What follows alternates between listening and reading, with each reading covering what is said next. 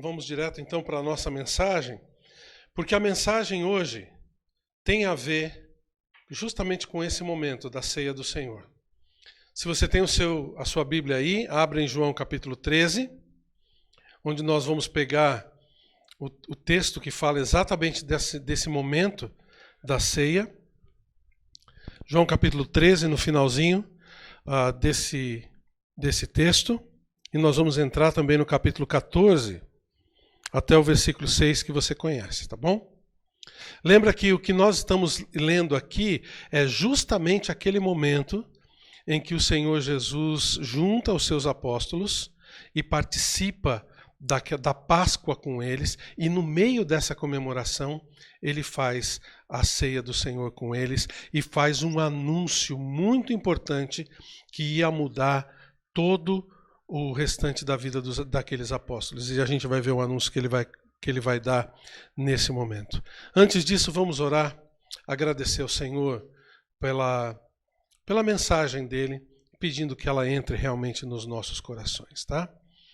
Pai, nós te louvamos e te engrandecemos, porque tudo aquilo que a gente está lendo, que a gente está aprendendo do Senhor através da tua palavra, o Senhor escreveu para nós, para nos ajudar, para nos fortalecer, e não só para nos mostrar o caminho para chegar até o Senhor no céu, a salvação em Cristo, que é a dádiva mais importante de todas, mas também para nos ajudar a viver o nosso dia a dia enquanto não nos chegamos ao Senhor. Vai haver um momento, Senhor, em que nós vamos te abraçar. Vai haver um momento em que nós vamos estar fisicamente com o Senhor, mas enquanto isso não acontece, nos ajuda a cumprir a nossa parte, nos ajuda a poder suportar esse período, esse tempo em que nós estamos afastados de Ti, de uma forma que Te agrade, de uma forma que Te honre. Eu peço em nome de Jesus. Amém.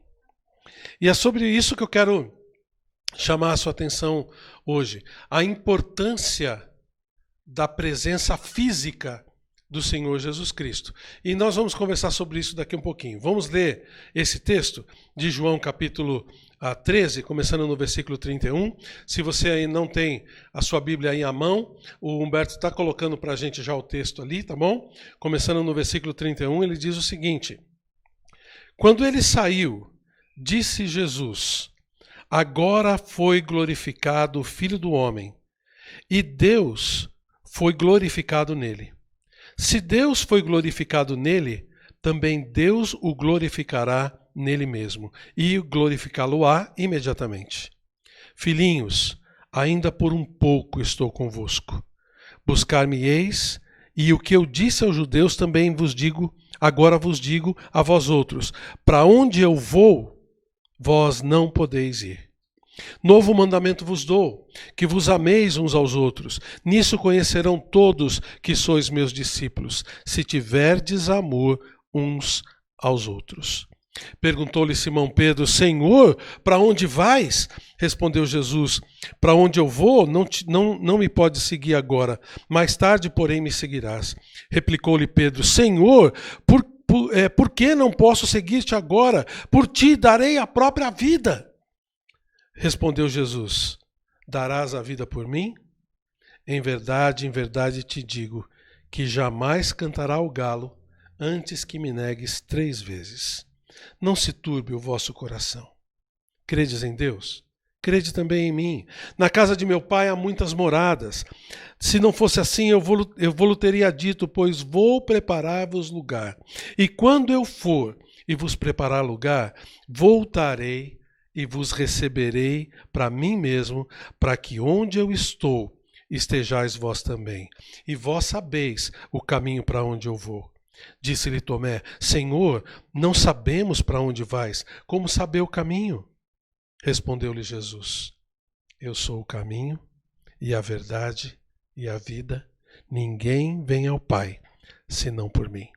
E aí ele continua a sua mensagem, ele continua falando a respeito daquilo que ele estava ensinando para os apóstolos, e para você saber, ele só vai terminar isso no final do capítulo 17. Todo esse texto de João, capítulos 13, 14, 15, 16, 17, é ele ali junto com os apóstolos no cenáculo.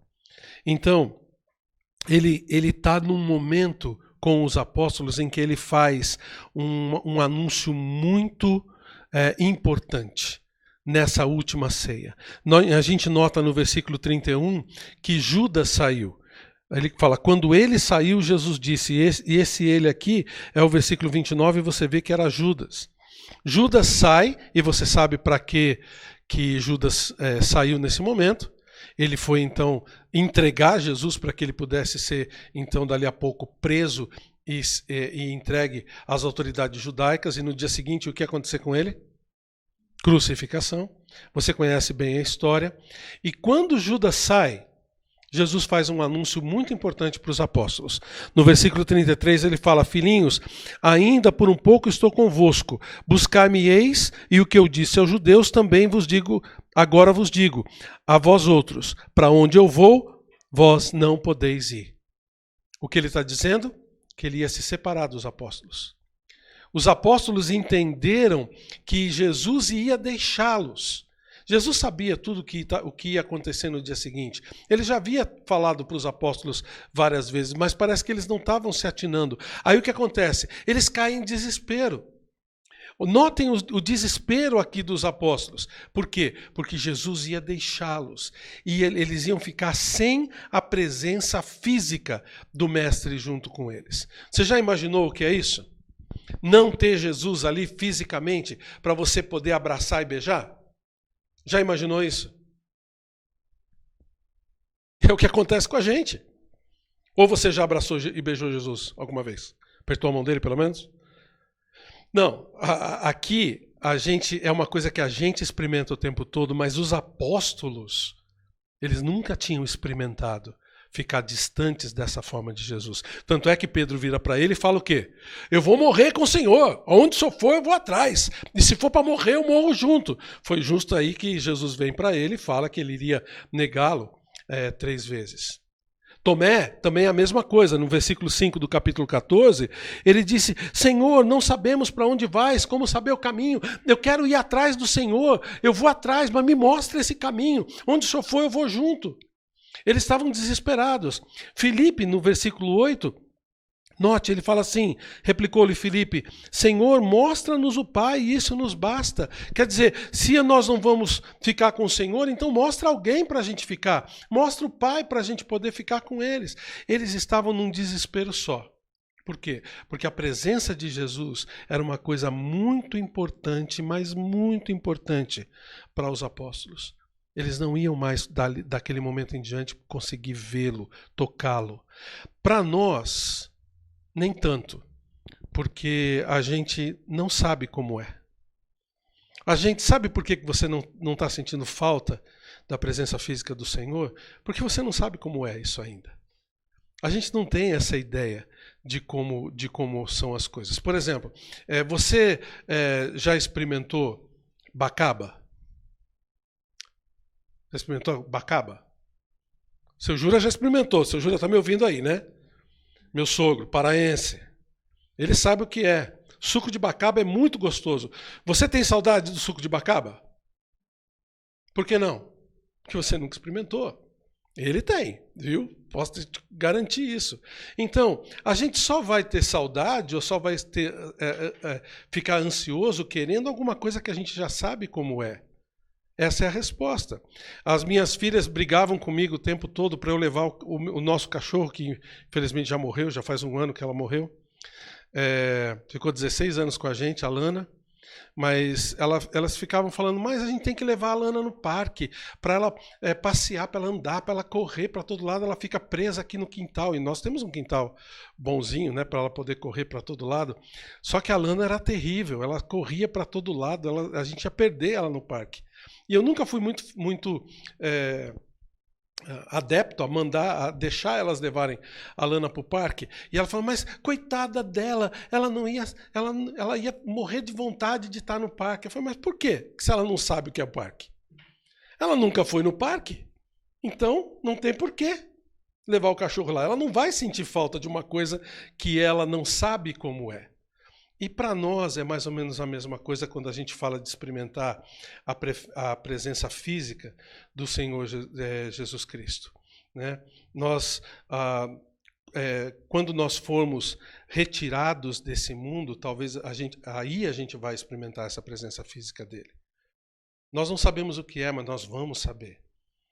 Os irmãos que faleceram, os irmãos que já não estão mais conosco, já tiveram essa honra de estar junto com ele, de abraçar ele, de beijar ele. Nós vamos ter essa honra ainda.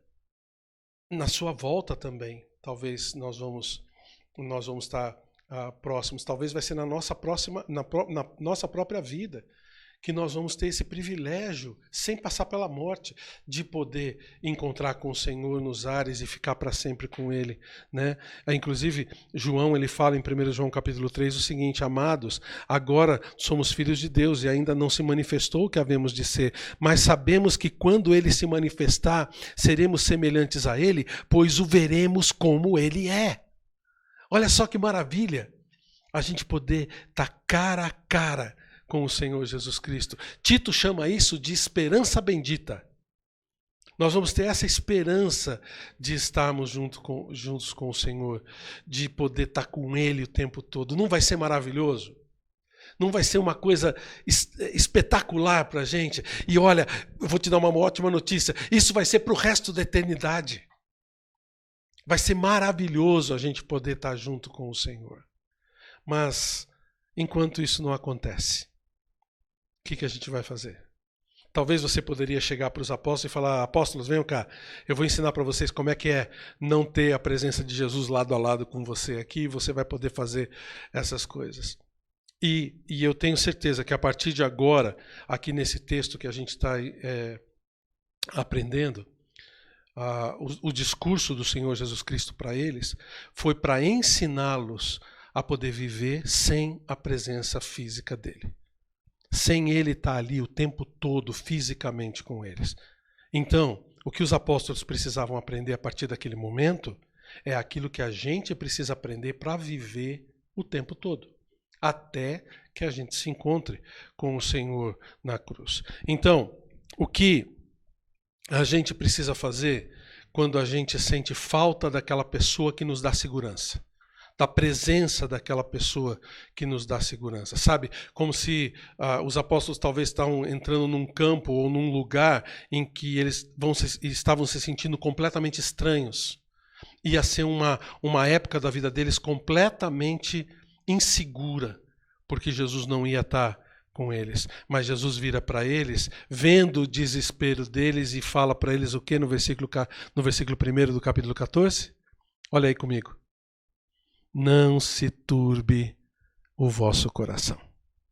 O que Jesus faz? Tranquiliza os apóstolos. E é isso que ele está fazendo com a gente também. Se os apóstolos precisavam aprender essa questão de não estar com Jesus o tempo todo do ladinho deles, é aquilo que a gente precisa viver. Então, irmãos, dá uma olhada. A gente pode tranquilizar o nosso coração sabendo que o Senhor Jesus Cristo, mesmo não estando fisicamente presente com a gente, Ele está com a gente o tempo todo. Tá? Eu não sei por que tipo de situação difícil você esteja passando. Talvez você está se sentindo sozinho. Talvez você esteja se sentindo desamparado. Porque as pessoas nas quais você confiava, as pessoas que estavam ao seu redor, talvez deram os canos em você. Talvez você confiava em alguém fisicamente, que você pode ver, que você pode abraçar, palpar, mas essa pessoa não correspondeu com você aquilo que ela precisava ou devia corresponder, e você se sente só, você se sente amargurado, você se sente angustiado, porque você colocou a sua confiança nessas pessoas que você vê. Mas aqui Jesus está dizendo algumas coisas para a gente, para mostrar a paz dele no nosso coração, mesmo quando a gente não está vendo ele fisicamente. Então, se prepara para ser acariciado pelo Senhor agora, tá bom? Se prepara para receber essa paz do Senhor dentro do seu coração, acreditando que mesmo ele não estando fisicamente com a gente, ele está com a gente, amém? Ele está com a gente o tempo todo. Dá uma olhada no que ele fala aqui para a gente, para tranquilizar o nosso coração. Primeira coisa que ele fala para os apóstolos, né, e nós estamos puxando isso para a gente, não esquece disso. Ele está falando para os apóstolos, tá? Que iam viver sem ele a partir daquele momento. Tá? Ele vira para eles e fala assim no versículo 3, ó: e quando eu for e vos preparar lugar, voltarei e vos receberei para mim mesmo, para que onde eu estou estejais vós também. E ele fala isso no versículo 18 também. Ele diz: não vos deixarei órfãos, voltarei para vós outros. Eu estou no capítulo 14, tá? Não vos deixarei órfãos, versículo 18, voltarei para vós outros. Em outras palavras, ele fala: eu vou voltar. Eu vou voltar. Olha, eu vou sair por um tempo, mas fica tranquilo que eu volto logo. Tá? A gente fazia isso muito quando as nossas filhas já tinham idade para poder ficar sozinhas no nosso apartamento, onde a gente morava. E a gente tinha que sair, eu e Eunice, às vezes eu para um lado, ela para o outro, e a gente deixava elas no apartamento, mas elas tinham uma consciência muito clara na mente delas: nós vamos voltar. Até a gente dava a hora, né, que a gente ia voltar para elas se tranquilizarem. A gente tinha até um combinado, né? A Alice está aqui comigo, ela vai lembrar do combinado. Qual era o combinado? Ela falou certinho, não sei se vocês ouviram. NAAPPN. Significa: não abre a porta para ninguém. Esse era o nosso combinado. Isso dava segurança para a gente e dava segurança para elas também. Mas o que elas sabiam é que mesmo quando a gente fechava aquela porta e o APPN começava a funcionar, nós iríamos voltar. Elas sabiam que a gente ia voltar. E Jesus fala isso para os apóstolos: não se turbe o vosso coração, eu vou voltar. Eu vou voltar e vou receber vocês de volta, para que onde eu estiver, vocês vão estar também para o resto da sua vida. E o que ele estava dizendo aqui, não só, eu creio, não era só aquela esperança bendita da volta dele, né? Que fisicamente a gente vai estar com ele, e os apóstolos vão experimentar isso também. Aqui a gente já estudou a respeito dos fins dos tempos, toda aquela escatologia, todos aqueles estudos que a palavra de Deus nos ensina sobre o que vai acontecer, começando com o grande arrebatamento, e nós vamos estar com ele para o resto da vida. Não, eu não acho que era só isso. Eu acho que ele estava falando também da presença espiritual dele com os apóstolos. Ele não ia estar lá fisicamente, mas ele ia morrer, ele ia ressuscitar, ele ia voltar para os apóstolos, e mesmo depois de assunto aos céus, ele ia estar com eles todos os dias até a consumação dos séculos. Não é isso que acontece com a gente? Não é isso que ele faz com a gente? A promessa dele não é essa? Ele não está aqui com a gente agora? Ele está aí com você em sua casa agora, nesse momento? Está ou não está? Ele está aqui com a gente agora, está aí com você, porque ele é o Deus Todo-Poderoso, onipresente, que está em todos os lugares ao mesmo tempo. Essa presença espiritual do Senhor, essa presença dele dentro de nós, que os apóstolos não tinham experimentado ainda, nós experimentamos o tempo todo. Isso tem que dar para nós a paz. Fica tranquilo, ele está com você. Ele está junto com você. No geral, esse ensinamento do eu voltarei é que ele está presente com a gente o tempo todo. Ele disse no versículo 18, não vos deixarei órfãos. Ele está com a gente. Então, não se turbe o seu coração, tá bom? Ele está com você, ele vai voltar, ele está aqui conosco o tempo todo. Ele faz mais uma promessa no versículo 16 para os apóstolos. Ele diz assim, capítulo 14, eu rogarei ao Pai e ele vos dará outro consolador. Porque ele era o consolador primeiro, né, primário. Agora ele está dando outro consolador, a fim de que esteja para sempre convosco. E o Espírito da verdade, que o mundo não pode receber, porque não o vê, nem o conhece, vós o conheceis, porque ele habita convosco e estará em vós. Quem é esse Consolador? O Espírito Santo do Senhor, né? Ele está aqui falando, olha, eu vou sair, tá? Eu vou ser crucificado, martirizado, vou ser ressuscitado, vou ser assunto ao céu, mas o Espírito Santo vai estar com vocês para sempre. E você sabe quem é o Espírito Santo, né? O próprio Deus. Ele é Jesus também? Sim, são os três. Então a presença do Espírito Santo na vida deles era a presença de Cristo também na vida deles. Sabe aquela coisa de que você fala também para os seus filhos, né? Quando você vai precisar ficar um bom tempo fora, um tempo maior fora, né? Não só para aquele tempinho pequeno, você chama alguém para cuidar deles. Olha, eu vou ficar fora, mas eu chamei a tia fulana. Geralmente temos uma tia fulana em todos os lugares que vem ajudar a gente, né? A tia Silvia ajudava a gente, né? Ou a vovó, né? A vovó também. Agora nós estamos experimentando o outro lado da moeda, viu, gente? Mas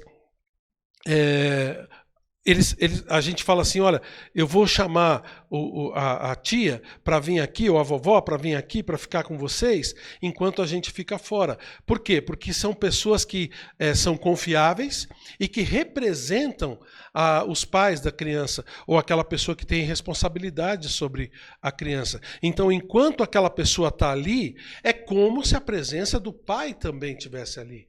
É como se a presença da mãe estivesse ali com a criança. É exatamente isso que ele está falando quando ele fala do Consolador.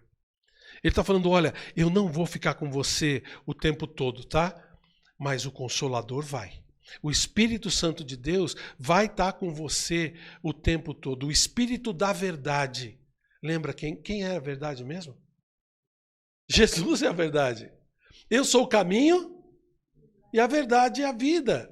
Se ele é o Espírito da verdade, é o Espírito de Cristo, que ia estar com ele o tempo todo. E olha só que legal, ele fala aqui nos versículos 16 e 17 do capítulo 14, que ele vai habitar na gente. Olha o versículo 26, ele fala assim, ó, mas o Consolador, o Espírito Santo, a quem o Pai enviará em meu nome, esse vos ensinará todas as coisas e vos fará lembrar de tudo o que vos tenho dito. Uma das funções do Espírito Santo é fazer a gente relembrar as coisas que a gente tem aprendido do Senhor.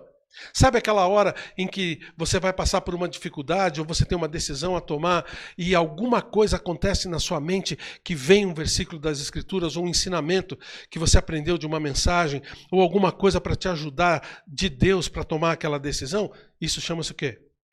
O Espírito Santo. O Espírito Santo falando com você, ensinando, fazendo você lembrar todas as coisas. Olha o capítulo 15 agora, no versículo 26.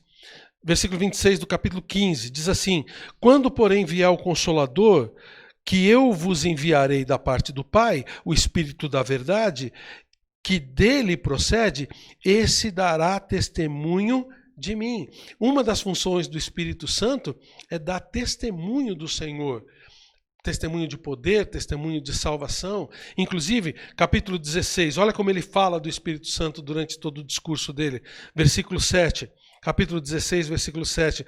Mas eu vos digo a verdade, convém-vos que eu vá, porque se eu não for, o Consolador não virá para vós outros. Se, porém, eu for, eu vou-lo enviarei. E quando ele vier, convencerá o mundo do pecado, da justiça e do juízo. O Espírito Santo é quem convence as pessoas sobre a salvação. Sabe aquela hora que você leva o Evangelho para alguém e a pessoa recebe Jesus como Salvador? É o Espírito Santo que está fazendo o trabalho no coração dessa pessoa.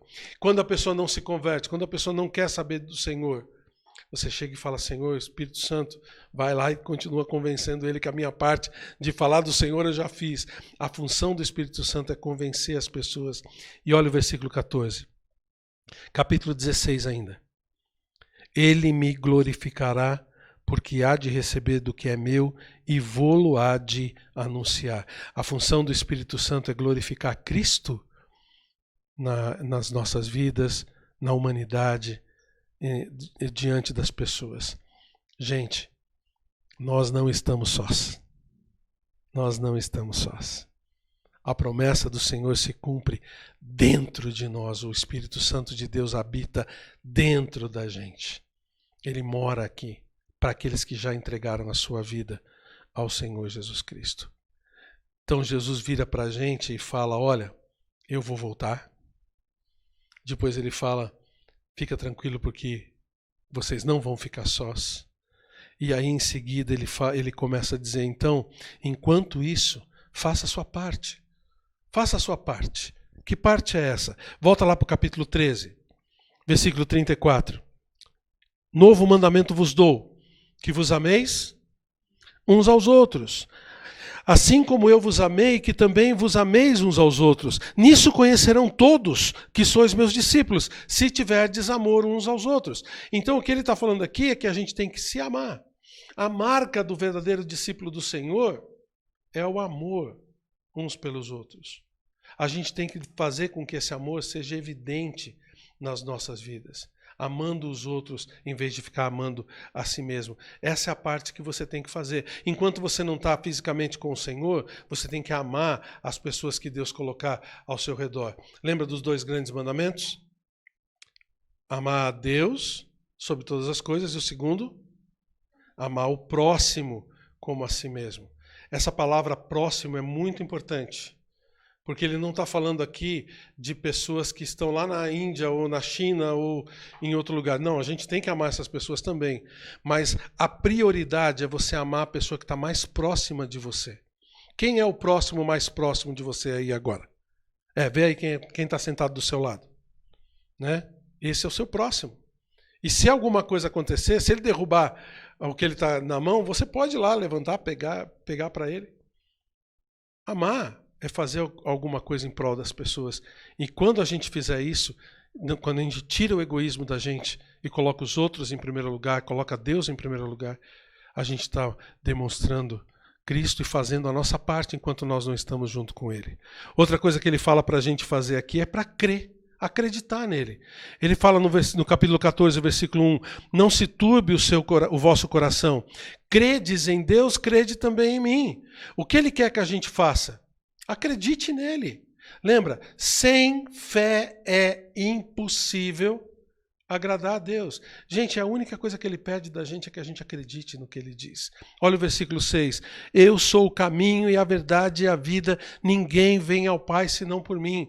Eu não sei, talvez você esteja me ouvindo agora e você está tentando buscar a Deus por um monte de caminhos. Sejam religiões, sejam situações de vida, sejam promessas, sejam outras coisas, sejam pessoas, líderes religiosos, santos, pastores, padres, pais de santo, não sei. Talvez você esteja buscando Deus através dessas pessoas, mas o que ele disse aqui? Só tem um caminho. Ele. Ele é o único caminho para chegar até o Senhor. Você acredita nisso? Ou você está acreditando em outras coisas que possam te levar até Deus? Ele diz, ninguém vem ao Pai senão por mim. Ele é o único e suficiente caminho para a gente poder chegar até o Senhor. Então, quem crê nele, quem coloca a sua vida na mão dele, note o versículo 1 de novo, não fica perturbado. Não se turbe o seu coração. Versículo 6, quem crê nele, recebe a salvação do Senhor. Versículo 12, quem crê nele tem o poder de Deus na sua vida. Quer ver? Olha o versículo 12. Em verdade vos digo que aquele que crê em mim fará também as obras que eu faço e outras maiores fará, porque eu vou para junto do Pai. Nota que ele está falando aqui que nós vamos fazer coisas à altura ou até mais do que ele fez. Gente, o que o nosso Senhor fez aqui na terra? Ele diz para os apóstolos que quem crê nele vai fazer coisas até maiores do que isso. Essa tem que ser a nossa fé. Eu não sei o que Deus quer fazer através da gente. Alguns estão falando aqui que a gente não pode fazer milagres maiores do que o Senhor Jesus fez. Então aqui ele deve estar falando de quantidade de milagres ou coisas assim, ou outros dizem que ele pode estar se referindo ao alcance das obras do Senhor no nosso coração, mas o que eu creio é mais relacionado com aquele versículo de Mateus 21, que ele fala, se vocês tiverem fé e não duvidarem, vocês poderão dizer a esse monte, levante-se, atire-se ao mar, e assim será feito. Lembra desse versículo? Você já viu alguém com uma fé suficiente para isso? Você já viu alguém pegando uma montanha e jogando ela no mar? Você já conseguiu fazer isso? Sabe do que ele está falando aqui? É que a nossa fé é muito pequena. Nossa fé é muito ínfima. A gente tem que acreditar mais nele. E quando você acredita mais nele, quando você acredita a ponto de fazer com que o seu dia a dia esteja nas mãos dele e você se aproxima dele o tempo todo, você está perto dele, você vai sentir a presença dele mais próxima de você e aí você vai fazer aquilo que Deus quer na sua vida. Ele não disse que nós vamos receber o poder para sermos testemunhas dele. Ele não disse que dele vem para nós poder, amor e moderação. Nós temos o poder de Deus através da nossa fé. Nós temos o poder de Deus como resposta às nossas orações. Note o versículo 13. E tudo quanto pedirdes em meu nome, isso farei, a fim de que o Pai seja glorificado no Filho. Se me pedirdes alguma coisa em meu nome, eu o farei. Ele está dizendo aqui que a fé está relacionada com também a nossa oração. Em outras palavras, faz a sua parte. Está precisando de alguma coisa? Peça. Está precisando de alguma coisa? Bata na porta, porque quem bate, a porta vai abrir. Aquele que pede, recebe. Aquele que busca, encontra. Não é esse o ensinamento dele para a gente? Então o que a gente está fazendo aí, jogado no canto, se lamentando? Vamos fazer a nossa parte. Está precisando de alguma coisa? Peça ao Senhor, e Ele vai lhe dar. Olha o versículo 15. Se me amais, guardareis os meus mandamentos. No versículo 23, ele repete uma coisa bem parecida. Respondeu-lhe Jesus, se alguém me ama, guardará a minha palavra, e meu Pai o amará, e viremos para ele e faremos nele morada. Você está guardando os mandamentos do Senhor? Você está sendo fiel ao Senhor? Essa é a sua parte. De repente você vira para mim e fala, mas Deus não está respondendo às minhas orações. Por quê? Talvez é porque você não está sendo fiel com Ele. Naquilo que você precisa ser, naquilo que você pode ser. Guarde os seus mandamentos, faça a sua parte. E aí nós vamos atingir o que está no versículo 27.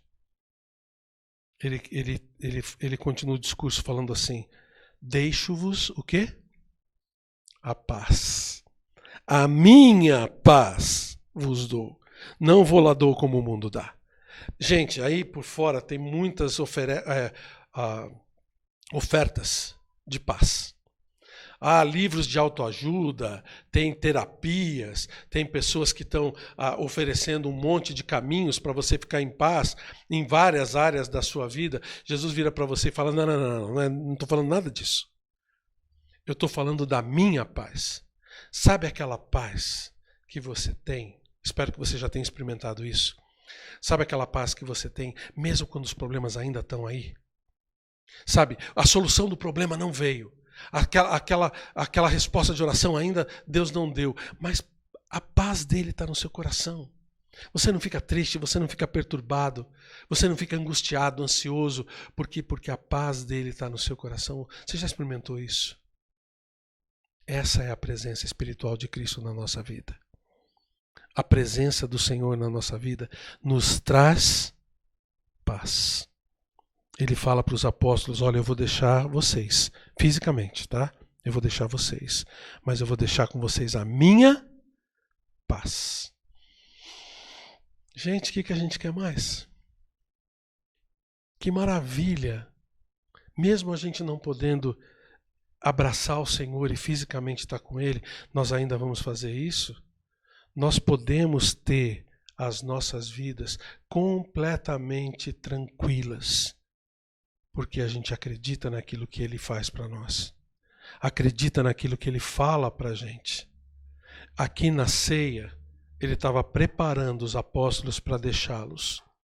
Ele estava preparando os apóstolos para que eles vivessem a vida agora sem a presença física dEle. E nós precisamos viver isso, meus irmãos. Lembrando que o Senhor está fazendo a parte dele, Ele vai voltar para nos buscar. A presença dele está aqui com a gente o tempo todo e nós precisamos fazer a nossa parte também. Amando uns aos outros, crendo nele, orando, guardando os seus mandamentos e recebendo dele a paz. Se a gente fizer isso, nós vamos sentir o Senhor Jesus Cristo tão perto da gente que é como se a gente estivesse abraçando Ele. Então, fique com a paz do Senhor. E se você não conseguiu sentir isso na sua vida ainda, você precisa corrigir algumas áreas da sua vida. Corrigir algumas atitudes para se aproximar mais do Senhor. Para que Ele possa ser tudo aquilo que Ele prometeu para nós agora, nesse nesses versículos que a gente acabou de ler. E se você está me ouvindo e ainda não entregou sua vida ao Senhor, talvez você esteja falando para mim, pastor, eu não sei o que é essa paz, eu não sei o que é essa presença de Cristo na minha vida, porque eu nunca entreguei de verdade a minha vida ao Senhor. Eu vivo no meu pecado, eu vivo envolto em um monte de situações que estão desagradando ao Senhor, mas eu me arrependo disso e eu quero entregar a minha vida ao Senhor nesse momento.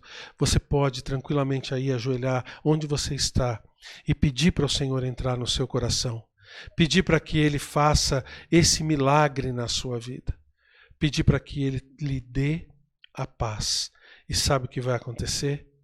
Você confessando os seus pecados e pedindo para Ele a limpar o seu coração, Ele vai vir, vai morar dentro de você. Ele vai ter a presença dele exatamente dentro de você. Essa é a promessa dele para nós. Então entregue a sua vida ao Senhor. E você que já fez isso, experimente essa vida estando mais próximo dele. Vamos orar. Senhor Deus, o Senhor conhece a situação de cada uma dessas pessoas que está me ouvindo nesse momento. O Senhor sabe como atingir os seus corações com a tua paz, com a tua tranquilidade. Por isso eu te peço, Senhor Deus, que nesse momento o Senhor possa fazer com que essas pessoas abram os seus corações, seja para receber a salvação do Senhor Jesus Cristo, seja para poder se dedicar mais ao Senhor e sentir a presença do Senhor consigo o tempo todo. Pai, abençoa a gente, para que a gente possa realmente viver vidas em paz, sem perturbação, até que nós possamos abraçar o Senhor. Em nome de Jesus. Amém.